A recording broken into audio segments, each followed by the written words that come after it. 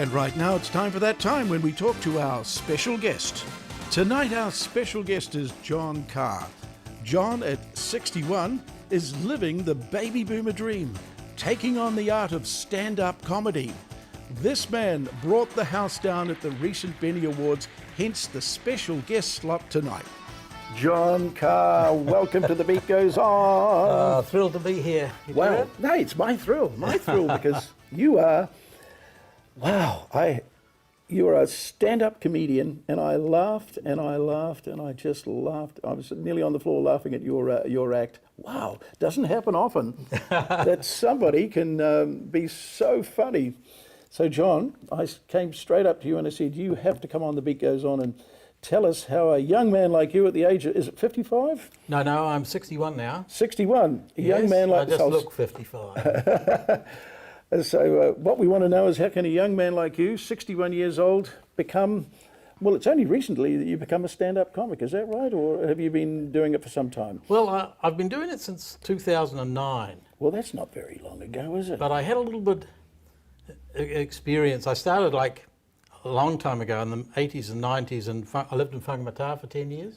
Well, that's funny enough, isn't it? Well, it's a funny place for sure. And I, in my first year there, I emceed a play centre fashion parade, right? And I wrote a poem about Whangamata, and it was so well received that I got the MC job for everything in that town for 10 years. So I was an MC, not a stand-up comedian, you know, and there is a difference. Yeah. It's a lot harder being a stand-up comedian because people expect you to make them laugh. Yes, exactly. But I was making people laugh for 10 years there doing those shows, and so that's really where I cut my teeth. And I came to Auckland in 1996 and didn't do any of that for a long time. Then in 2009, a work colleague said I should go they were having a competition as part of the International Writers' Week called Poetry Idol. She said, you should go in it, it's a poetry competition. Yeah, just like New Zealand Idol. And things. Well, that's right. I thought, well, I didn't like the idea of poetry being a competitive sport, but I thought, I'll have a go. Yeah. And I went along, and there was a great crowd in town. There was about 200 people on a Saturday night, and I won this competition. Wow. But I'd forgotten how much I enjoyed a live audience, and how much I enjoyed performing, and it was a great night, and I thought, I'm just going to see where this takes me. Yeah. And of course it took me more into stand-up comedy than the poetry scene, which is a little bit more serious, and it's a little bit harder to get people to pay to come and see you. But, John, so few people go into stand-up comedy because it's where you can die the most horrible death, isn't it? You can die the worst death you've ever had in your life. Well, that's what they say, but I think it's a bit exaggerated. Yeah. It's uncomfortable, you know, when you go out and you're not getting laughs, and you know, that happened to me one or two times. Do you have techniques to get out of that situation? You know, like. Well, it mainly happens. It certainly happened to me more in the early days, because, and really the key is confidence. Yes, I think, and the more stage time you get, the more confident you get, so that it doesn't happen so much. But an audience, what I didn't realise is that if you're nervous, an audience very quickly senses that. Exactly. You know, the audience wants you to succeed, but if you come out and you're sort of diffident and not too confident, they start to get nervous. They're thinking, oh, this guy doesn't really know whether he's good enough. Yeah. So they start to get nervous too. Yeah. So they don't laugh. And you know, if you're new to the job and you're not that fluent with your material, then that lack of laughter doesn't give you, or clapping doesn't give you the time to think of your next line, and things can get worse and worse. Yes, yeah. And yes, I've had one or two experiences like that, but it doesn't happen so often now. Now, John, you had it down to a T because you were at the Variety Artists Club, full house. Oh, it must have been 200 people there. And you came out slowly and you developed your talk to the people, and you just seemed to just control the room. So that control of the room, it all happened in the first 30 seconds. First 30 seconds, you know, how do you do that? Well, I'm not sure. I think it's being confident and relaxed is the first thing. I've heard comedians say, you know, like if you don't win the audience in the first 45 seconds, You've had it, yeah. then you're gone. Yeah. And with a new audience like that, because I'm sure, apart from my wife and her friend in the audience, no one else knew me. You know, so I had a little I didn't know bit your of an job, obstacle to overcome. One of my advantages is that as John McGuff introduced me as a rapper, right? And when people do that, and then they see me come out, you know, a 61-year-old man with grey hair in a suit. How can you be a rapper? That was what was so intriguing. Some people are already laughing before I get to the mic. So that's I found that to be really useful in breaking down that that sort of cringe factor or nervousness. Exactly. Now, people were so surprised that you were a rapper. So how did the first part of how do you introduce that to the audience? What do you say? Well, I just tell them you know, I'm quite sort of relaxed about it. I say, you know, I wasn't born into hip hop. You know, it's not my thing. I sort of came into it late because, you know, back in the mid-90s, I was working as a drug mule. And that always gets a laugh, you know. And I say, well, the reason you're laughing at that is the reason I was so good at it. Right? And I say, well, I used to be a drug mule for KFC. And once a week I was toting an 88-piece pack up to Apia.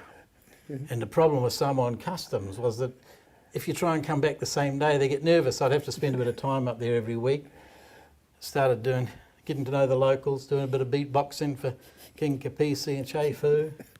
Down at the old plantation, got a taste for hip-hop. Came back to Auckland, as you would, formed a little crumping crew outside the bus station at Otahu.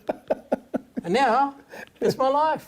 You know, I do that, and it's true. Midnight, 4 a.m., Thursdays through to Sunday mornings, I'm crumping with my crew outside the bus station, and Tuesdays, Thursday mornings, I'm running twerking workshops. That's all it must. Don't laugh at that either, because you're paying for it. And so on you went. So that's the routine. That's the routine. That's the start. And honestly, the audience just loved you. So what's the future for John Carr now that you can get out there and just wow 200 people? Well, I don't know. I've got a full-time job, which restricts me from really putting my sort of getting full-time into it or trying to make really a living out of it. I just really enjoy it. It's just it's an absolute joy for me. Every time I've got a gig, I just love it, and it's sort of it's my hobby. But John, you've got gold in your voice and your fingertips. Robin Williams couldn't have got more of a laugh out of those 200 people that you got. So I mean, it's an amazing skill. So thank you.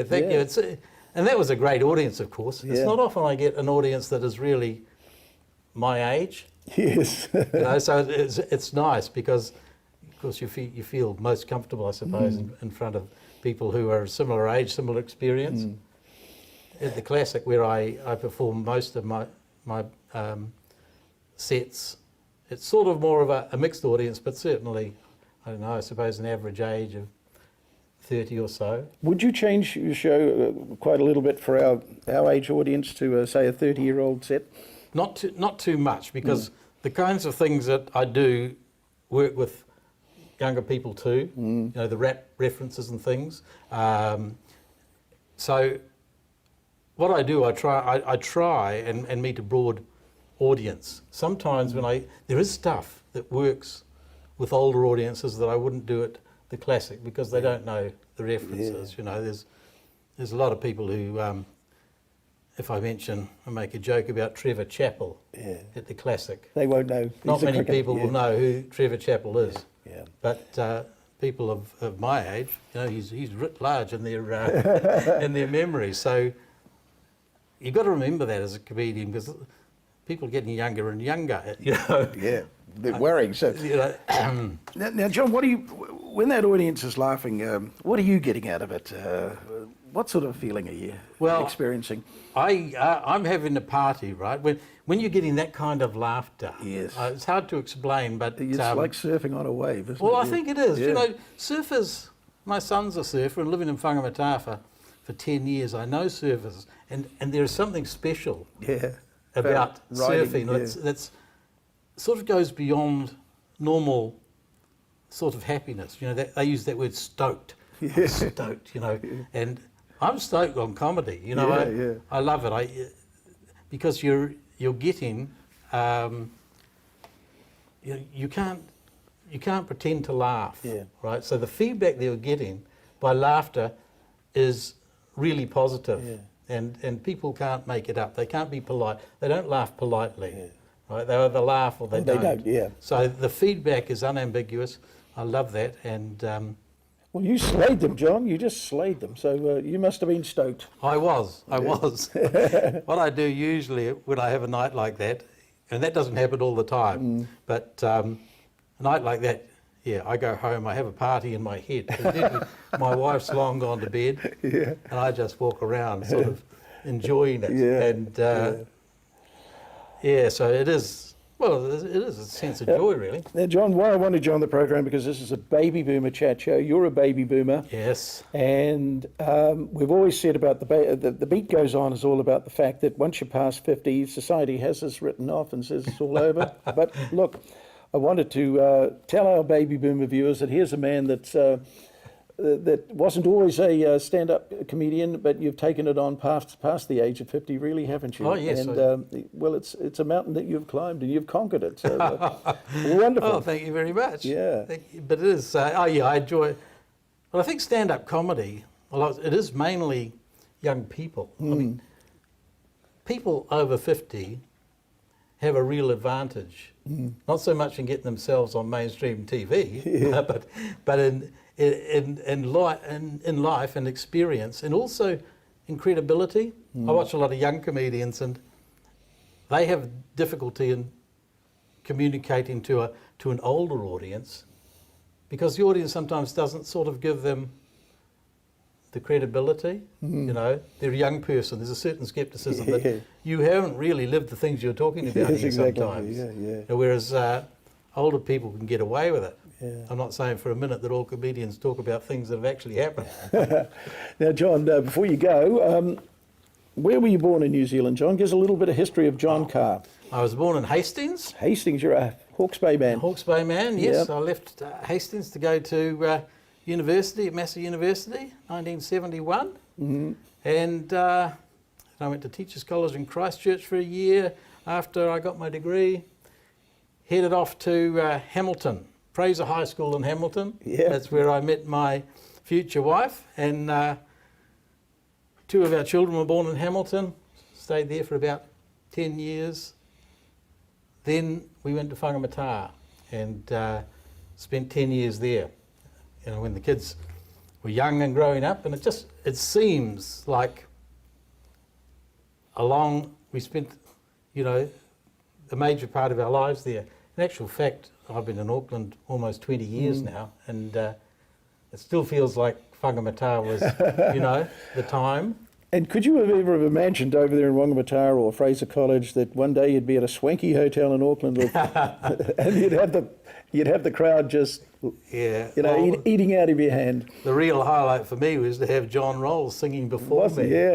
Opening for John Rolls. That was a real thrill. I never imagined that, because even when I was in Whangamata emceeing and sort of thought I'd like to get one day maybe into stand-up comedy, I never had any aspirations to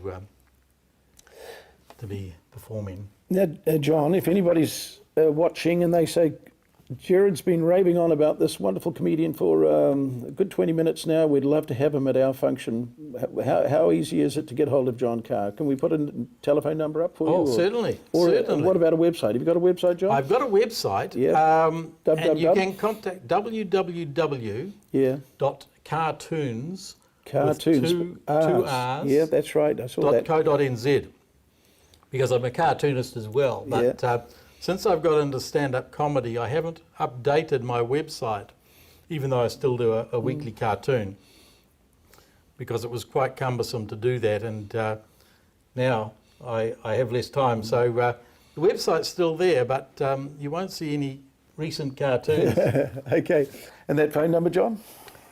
My cell To give you a phone, call? Yep. 021 926 1170.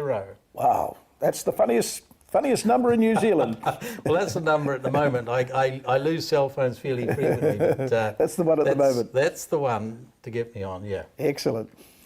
Now, John, do you write your own material? Of course Yes, you do, don't yes. you? Now, is that easy? Is that hard, or is it you got to keep at it, or and you have to work it and practice it? And Yes, the thing that surprised me perhaps the most about stand-up comedy is that you can use the same material again and again. Because when I was in Whangamata, it was the same audience every time I did a gig. Yeah. So it had to be new material, not in Auckland. So you have a chance to really get fluent with the same material. yeah. And I do change it out, but usually I would write.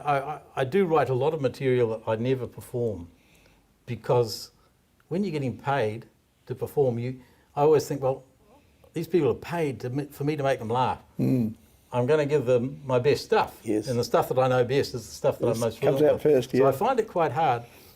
to bring in new material. Yeah, because of that reason. I think more experienced and braver comedians will throw a whole set of new material out and see how it goes. I do that occasionally on Wednesdays at the Classic. That's a time really for that. Trying out new stuff. It's a half price night, but I still feel often I go there with new material and I think, well, half price, but these people are still paying. Yeah. You know, Yeah.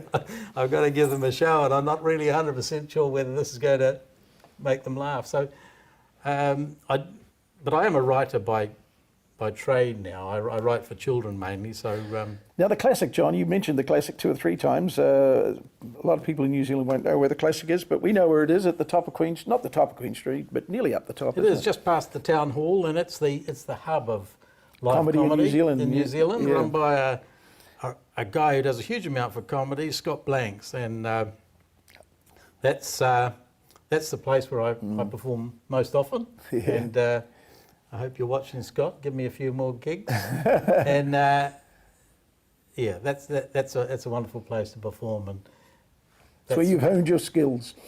yeah, it is. Yeah.